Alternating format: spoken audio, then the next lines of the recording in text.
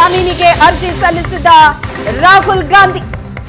ಜಾಮೀನಿಗೆ ಅರ್ಜಿಯನ್ನ ಸಲ್ಲಿಸಿದ್ದಾರೆ ರಾಹುಲ್ ಗಾಂಧಿ. ಈ ಪ್ರಕರಣದಲ್ಲಿ 4ನೇ ಆರೋಪಿಯಾಗಿರುವಂತಹ ರಾಹುಲ್ ಗಾಂಧಿ ಈಗ ಜನಪ್ರತಿನಿಧಿಗಳ ಕೋರ್ಟ್ಗೆ ಹಾಜರಾಗಿದ್ದಾರೆ. ಜಾಮೀನಿಗಾಗಿ ಅರ್ಜಿಯನ್ನ ಸಲ್ಲಿಸಿದ್ದಾರೆ. ರಾಹುಲ್ ಗಾಂಧಿಗೆ ಜಾಮೀನು ಕೂಡ ಮಂಜೂರಾಗಿದೆ. ಇದೀಗ ಬರ್ತಾ ಇರುವಂತಹ ಮಾಹಿತಿಯಂತೆ ರಾಹುಲ್ ಗಾಂಧಿಗೆ ಜಾಮೀನು ಮಂಜೂರಾಗಿದೆ. ಜನಪ್ರತಿನಿಧಿಗಳ ಕೋರ್ಟ್ಗೆ ರಾಹುಲ್ ಗಾಂಧಿ ಹಾಜರಾಗಿ ಜಾಮೀನು ಅರ್ಜಿಯನ್ನ ಸಲ್ಲಿಸಿದ್ರು. ರಾಹುಲ್ ಗಾಂಧಿಗೆ ಜಾಮೀನು ಮಂಜೂರಾಗಿದೆ. ಪ್ರಕರಣದಲ್ಲಿ 4ನೇ ಆರೋಪಿ ರಾಹುಲ್ ಗಾಂಧಿ ಜೂನ್ 1ರಂದೇ ಕೋರ್ಟ್ಗೆ ಹಾಜರಾಗಬೇಕಾಗಿತ್ತು. ಆ ದಿನ ಸಿಎಂ ಮತ್ತು ಡಿಸಿಎಂ ಇಬ್ರು ಕೂಡ ಕೋರ್ಟ್ಗೆ ಹಾಜರಾಗಿ ಜಾಮೀನನ್ನ ಪಡ್ಕೊಂಡಿದ್ರು. ಈ ಪ್ರಕರಣಕ್ಕೆ ಸಂಬಂಧಪಟ್ಟ ಹಾಗೆ ಈ ಹಿಂದೆಯೂ ಕೂಡ ಸಮನ್ಸನ್ನ ನೀಡಲಾಗಿತ್ತು, ಆದರೆ ಕೋರ್ಟ್ಗೆ ಹಾಜರಾಗಿರಲಿಲ್ಲ. ಜೂನ್ 1ರಂದೇ ಕೋರ್ಟ್ಗೆ ಹಾಜರಾಗಬೇಕಾಗಿತ್ತು.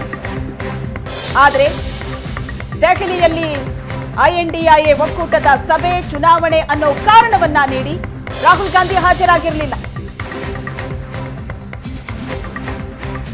ಕೋರ್ಟ್ಗೆ ರಾಹುಲ್ ಗಾಂಧಿ ಜೂನ್ 1ನೇ ತಾರೀಕು ಗೈರಾಗಿದ್ದು ಬಹಳ ಖಡಕ್ ಆಗಿ ಸೂಚನೆಯನ್ನ ಕೊಡಲಾಗಿತ್ತು. ಜೂನ್ 7ಕ್ಕೆ ರಾಹುಲ್ ಗಾಂಧಿ ಹಾಜರಾಗಲೇಬೇಕು ಅಂತ. ಕೋರ್ಟ್ ಸೂಚನೆಯಂತೆ ರಾಹುಲ್ ಗಾಂಧಿ ಇವತ್ತು ಕೋರ್ಟ್ಗೆ ಹಾಜರಾದರು. 42ನೇ ACMM ಕೋರ್ಟ್ನಿಂದ ಈಗ ರಾಹುಲ್ ಗಾಂಧಿಗೆ ಜಾಮೀನು ಮಂಜೂರಾಗಿದೆ. 40% ಜಾಹೀರಾತು ಕೇಸ್ನಲ್ಲಿ ಜಾಮೀನು ಮಂಜೂರಾಗಿದೆ. 40% ಆರೋಪ, PCM ಇವೆಲ್ಲ ಆರೋಪವನ್ನ ಕಳೆದ ಬಾರಿ ವಿಧಾನಸಭೆ ಚುನಾವಣೆಯ ಸಂದರ್ಭದಲ್ಲಿ ಆಗ ಆಡಳಿತದಲ್ಲಿದ್ದಂತಹ ಬಿಜೆಪಿ ಪಕ್ಷದ ವಿರುದ್ಧ ಕಾಂಗ್ರೆಸ್ ಮಾಡಿದಂತಹ ಆರೋಪ, ಆಧಾರ ರಹಿತವಾದಂತಹ ಆರೋಪವನ್ನ ಕಾಂಗ್ರೆಸ್ ಮಾಡ್ತಾ ಇದೆ ಅಂತ ಮಾನನಷ್ಟ ಮೊಕದ್ದಮೆಯನ್ನ ಬಿಜೆಪಿ ಹೂಡಿತು.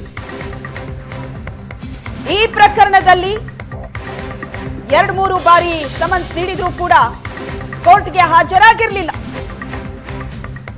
ಜೂನ್ 1ರಂದು ಸಿಎಂ ಮತ್ತು ಡಿಸಿಎಂ ಕೋರ್ಟ್ಗೆ ಹಾಜರಾಗಿ ಜಾಮೀನು ಪಡೆದಿದ್ರು. ಇವತ್ತು at any cost Rahul Gandhi ಕೋರ್ಟ್ಗೆ ಹಾಜರಾಗಲೇಬೇಕು ಅಂತ ಕೋರ್ಟ್ ಸೂಚನೆಯನ್ನ ಕೊಟ್ಟಿತ್ತು. ಜನಪ್ರತಿನಿಧಿಗಳ ಕೋರ್ಟ್ಗೆ ರಾಹುಲ್ ಗಾಂಧಿ ಹಾಜರಾದ್ರು. ಈಗ ರಾಹುಲ್ ಗಾಂಧಿಗೆ ಜಾಮೀನು ಮಂಜೂರಾಗಿದೆ. ಜುಲೈ 30ಕ್ಕೆ ವಿಚಾರಣೆಯನ್ನ ಮುಂದೂಡಿದೆ ಕೋರ್ಟ್. ಷರತ್ತುಬದ್ಧ ಜಾಮೀನನ್ನ ನೀಡಿದೆ ರಾಹುಲ್ ಗಾಂಧಿಗೆ. DK ಸುರೇಶ್ ರಾಹುಲ್ ಗಾಂಧಿಗೆ ಶ್ಯೂರಿಟಿಯನ್ನ ನೀಡಿದ್ದಾರೆ. ಜುಲೈ 30ಕ್ಕೆ ವಿಚಾರಣೆಯನ್ನ ಮುಂದೂಡಲಾಗಿದೆ. ಷರತ್ತುಬದ್ಧ ಜಾಮೀನು ಈಗ ರಾಹುಲ್ ಗಾಂಧಿಗೆ ಸಿಕ್ಕಿದೆ.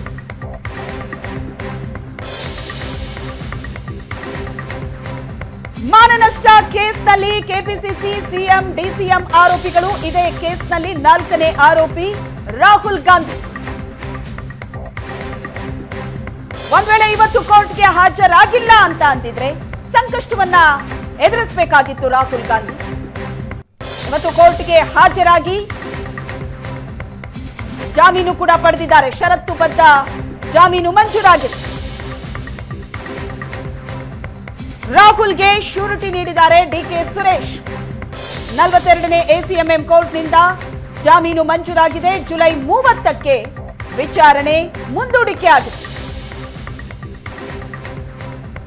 ಕೋರ್ಟ್ನ ಹೊರಗಡೆ ಯಾವ ರೀತಿಯಾದಂತಹ ದೃಶ್ಯ ಇದೆ ಅನ್ನೋದನ್ನ ಕೂಡ ನೋಡ್ತಾ ಇದ್ದೀವಿ. ಈ ಪ್ರಕರಣದಲ್ಲಿ ರಾಹುಲ್ ಗಾಂಧಿ ಬೆಂಗಳೂರಿಗೆ ಬಂದು ಕೋರ್ಟ್ ಮುಂದೆ ಹಾಜರಾಗಬೇಕಾಯಿತು. 75 ಲಕ್ಷ ಮೌಲ್ಯದ ಶ್ಯೂರಿಟಿಯನ್ನ DK ಸುರೇಶ್ ನೀಡಿದ್ದಾರೆ ರಾಹುಲ್. ಜುಲೈ 30ಕ್ಕೆ ವಿಚಾರಣೆ ಮುಂದೂಡಿಕೆ ಆಗಿದೆ.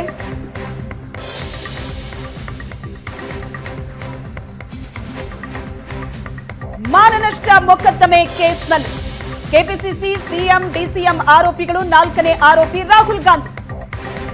2023ರ ವಿಧಾನಸಭೆ ಚುನಾವಣೆ ಸಂದರ್ಭದ ಪ್ರಕರಣ ಇದು.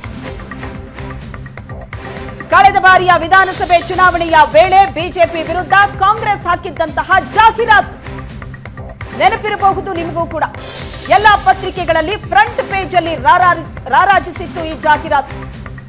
ಆಧಾರ ರಹಿತ ಜಾಹೀರಾತು ಅಂತ ಬಿಜೆಪಿ ದೂರನ್ನ ಕೊಟ್ಟಿತ್ತು. ಬಿಜೆಪಿ ನಾಯಕ ಕೇಶವ ಪ್ರಸಾದ್ ಸಲ್ಲಿಸಿದ್ದಂತಹ ಮಾನನಷ್ಟ ಕೇಸ್. ಕಾಂಗ್ರೆಸ್ ಮಾಡ್ತಾ ಇರುವಂತಹ ಈ ಆರೋಪ ಆಧಾರ ರಹಿತ ಅಂತ ಬಿಜೆಪಿ ಹೇಳಿತು.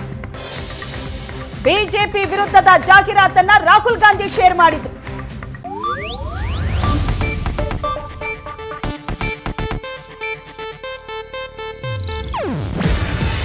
ಇದು ಏಷ್ಯಾನೆಟ್ ನ್ಯೂಸ್ ನೆಟ್ವರ್ಕ್ ಪ್ರಸ್ತುತಿ. ನೀವು ನೋಡ್ತಿದ್ದೀರಾ ಏಷ್ಯಾನೆಟ್ ಸುವರ್ಣ ನ್ಯೂಸ್.